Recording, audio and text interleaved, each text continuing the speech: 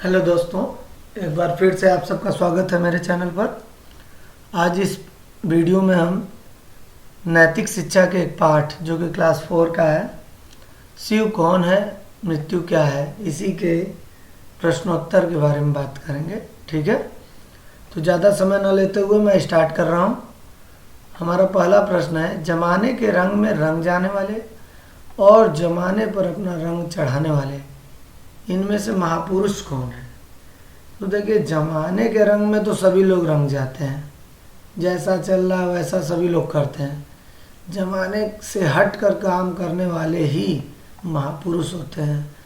तो वे महापुरुष होते हैं जो जमाने पर अपना रंग चढ़ा देते हैं, जो कुछ अलग कर जाते हैं, अच्छा कर जाते हैं समाज के लिए, वे महापुरुष होते हैं।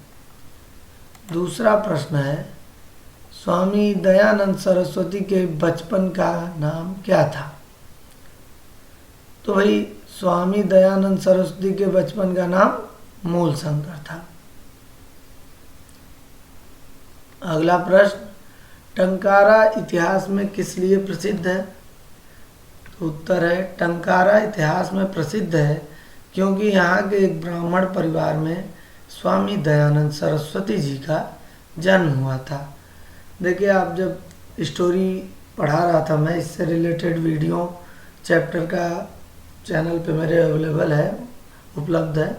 जिन लोगों ने अभी इस पार्ट का वीडियो ना देखा हो वह चैनल पर जाकर उस वीडियो को देख सकते हैं।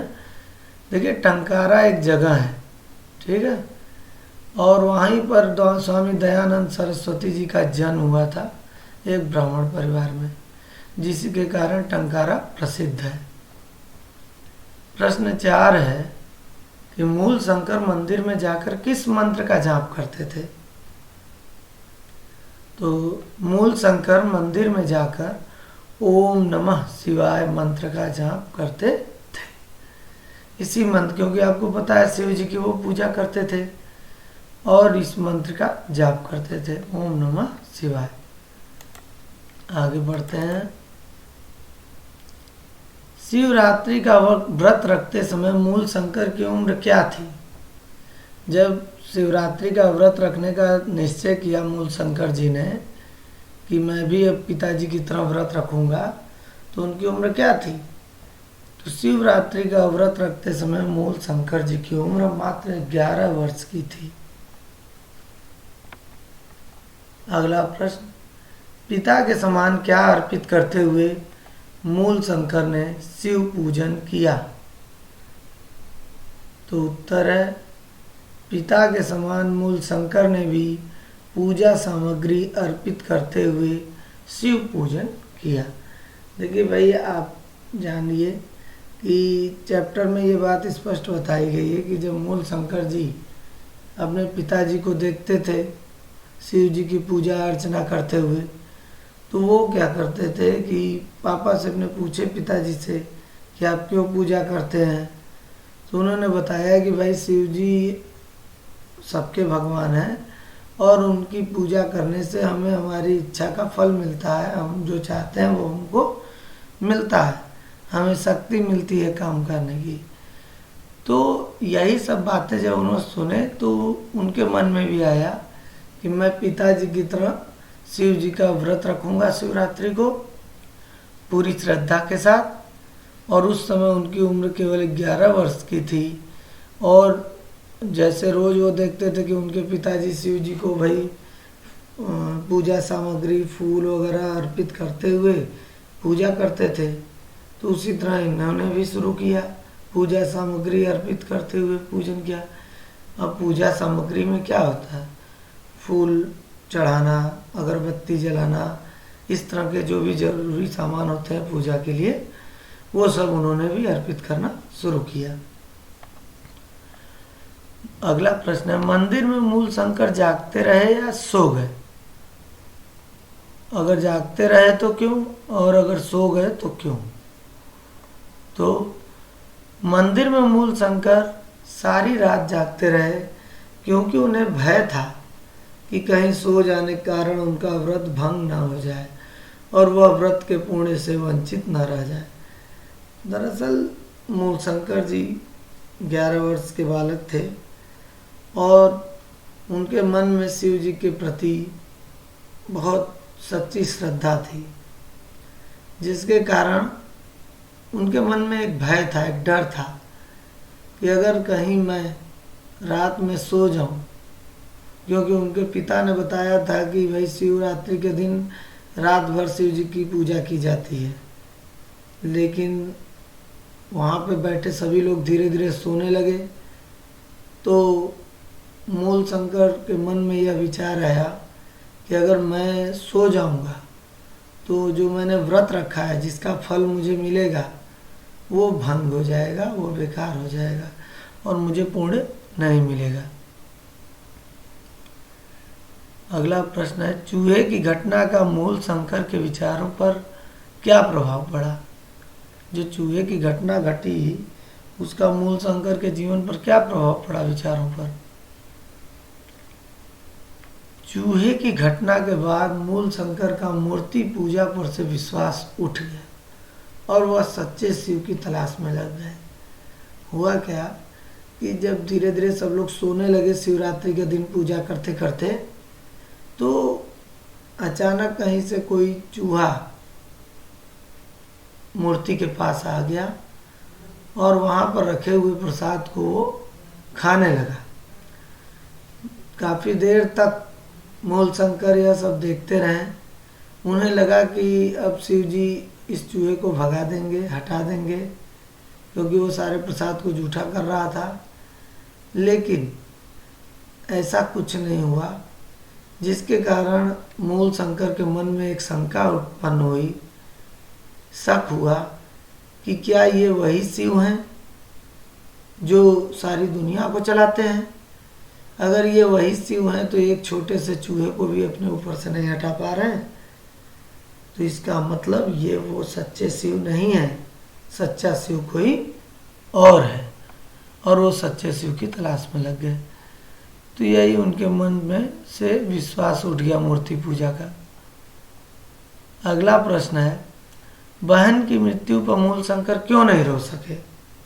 आपको पता है, जिन्होंने स्टोरी वाला वीडियो देखा होगा इस चैप्टर का, उसमें ये बताया गया है कि मूल शंकर अपनी बहन से बहुत प्यार करते थे, लेकिन उनकी बहन को हैजा नामक एक बीमारी हो गई।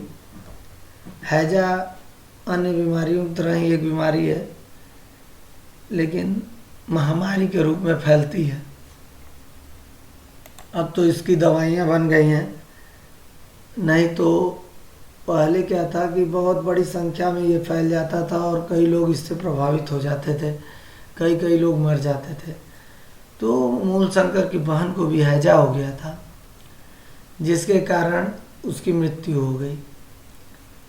बहन की मृत्यु पर मूल शंकर नहीं रो सके, क्योंकि मूल शंकर ने अपनी आँखों से अपने जीवन में यह पहली मृत्यु देखी थी। अभी तक उनके जीवन की यह पहली मृत्यु उनके सामने किसी की हुई थी, और वो भी उनकी प्रिय बहन की, जिसके कारण वह स्तब्ध थे, बिल्कुल आश्चर्यचकित थे कि ये क्या हो गया। इसी वजह से वो नहीं रो सके। चाचा की मृत्यु के पश्चात मूल शंकर, ये प्रश्न अधूरा रह गया है, इसको सुन लीजिए। चाचा की मृत्यु के पश्चात मूल शंकर ने क्या विचार बनाया? यहाँ पे रहना चाहिए, क्या विचार बनाया। तो चाचा की मृत्यु के पश्चात मूल शंकर को वैराग्य होने लगा। वह घर छोड़कर सच्चे शिव की तलाश में लग गए। हुआ क्या कि बहन की मृत्यु के 1 महीने बाद ही चाचा की मृत्यु भी हो गई, जिसके कारण उनके मन में वैराग्य उत्पन्न हो गया। वैराग्य का मतलब होता है घर से मोह माया खत्म हो गई, और वो जंगल में चले गए, सच्चे शिव की तलाश करने लगे।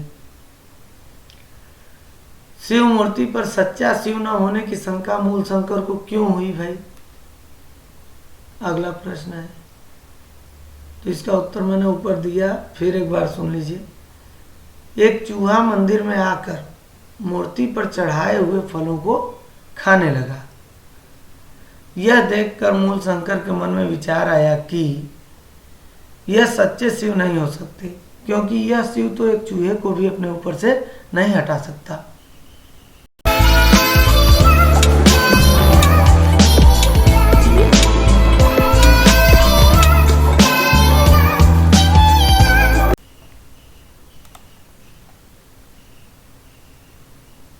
तो मूल शंकर के मन में यही विचार आया कि भाई जब चूहे को कोई चूहा मूर्ति के ऊपर चढ़ा हुआ है और भगवान शिव एक छोटे से चूहे को भी अपने ऊपर से नहीं हटा पा रहे हैं, तो यह पूरे संसार को क्या चलाएंगे। इसका अर्थ यह हुआ कि इस मूर्ति में सच्चे शिव नहीं है, सच्चे शिव कहीं और हैं। हाँ, वो दुनिया को चला रहे हैं लेकिन कहीं और हैं, इस मूर्ति में नहीं है।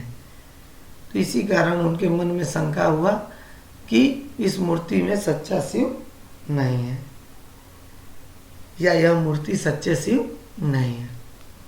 अगला प्रश्न है, मंदिर में शिव मूर्ति के साथ क्या घटना घटी। तो भाई आपको बताया ही हूं, एक चूहा मंदिर में आकर मूर्ति पर चढ़ाए हुए फलों को खाने लगा। यही घटना तो घटी कि मंदिर में जो है पूजा करते करते सभी लोग सो गए और फिर कहीं किसी बिल से एक चूहा निकल कर आया और शिव मूर्ति पर चढ़ाए हुए फलों को खाने लगा। तो बच्चों, ये पूरे पाठ का मैंने जो भी प्रश्नोत्तर था उसे पढ़कर उसे एक्सप्लेन कर दिया है और अब आप अपना वर्क कंप्लीट कर सकते हैं। यदि वीडियो आपको पसंद आया हो तो लाइक करें, शेयर करें अपने फ्रेंड्स को, अपने रिलेटिव्स को, और अगर बेल आइकन आपने नहीं प्रेस किया है तो ज़रूर प्रेस कर दें ताकि आपको और भी नए वीडियोज़ मेरे मिलते रहें। Thank you.